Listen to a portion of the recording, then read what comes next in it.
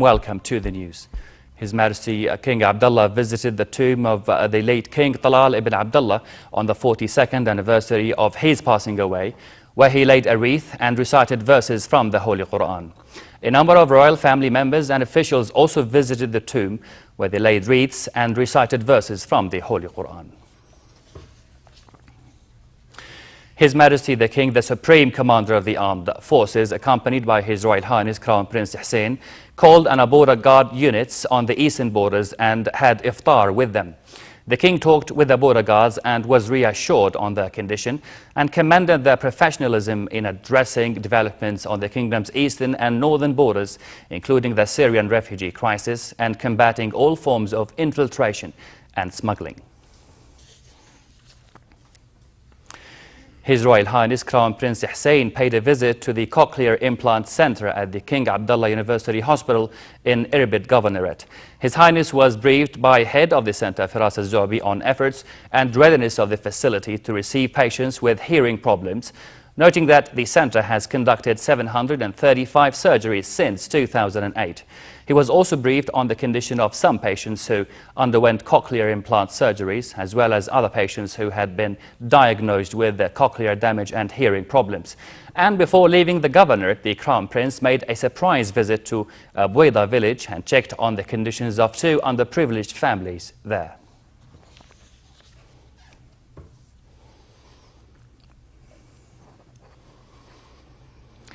Prime Minister Abdullah Mansour met with members of the Senate to brief them on the latest developments in the region and also the economic hardships the kingdom is facing. The Prime Minister affirmed that Jordan is not facing any security threats despite the developments on its borders with Syria and Iraq. Mansour also spoke about the burdens being borne by Jordan as a result of hosting large numbers of Syrian refugees.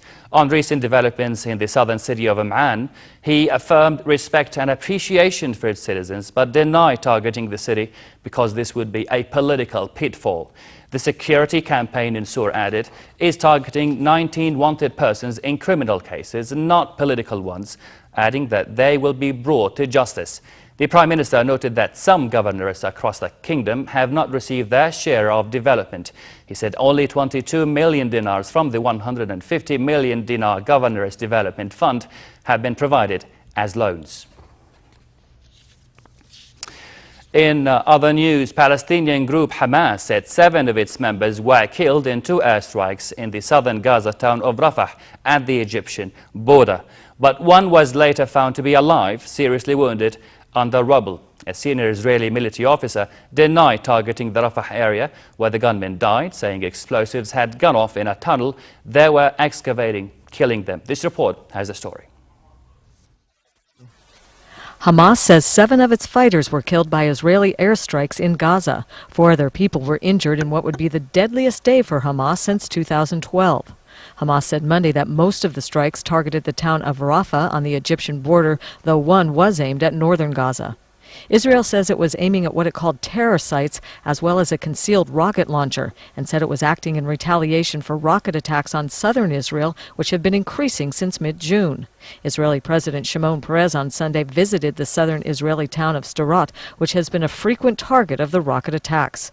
Tensions between Israelis and Palestinians have been inflamed by the abduction and murder of 3 Israeli youths and the kidnapping and killing of a Palestinian teenager. 6 Jewish suspects have been arrested in connection with the Palestinians' death. Iraq's new parliament postponed its next session for 5 weeks, extending the country's political paralysis in the face of an insurgency which claimed the life of an army general on the northwestern outskirts of Baghdad. The office of acting speaker Mehdi al-Hafid said parliament would not meet again until August the 12th, citing the inability of political camps to reach understanding and agreement on nominations for the top 3 posts in the government. There were no signs that Shia Prime Minister Noor al-Maliki will abandon his bid for a 3rd term. UN Secretary General Ban Ki-moon said in a letter to the UN Security Council that 2 cylinders reportedly seized by the Syrian government troops in an area controlled by armed opposition groups contained deadly sarin gas. Ban said that on June the 14th, the Organization for the Prohibition of Chemical Weapons, overseeing the destruction of Syria's chemical stockpile, analyzed the contents of the cylinders. He said that the joint mission was discussing with the Syrian government how to destroy the cylinders and their contents, but it was unclear if they had yet been destroyed.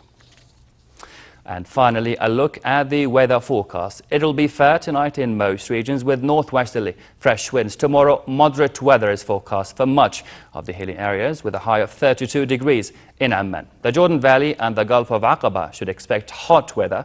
High temperatures there are expected to hover around the low 40s. And with this, we come to the end of this edition of the news. My name is Rad Thanks for watching.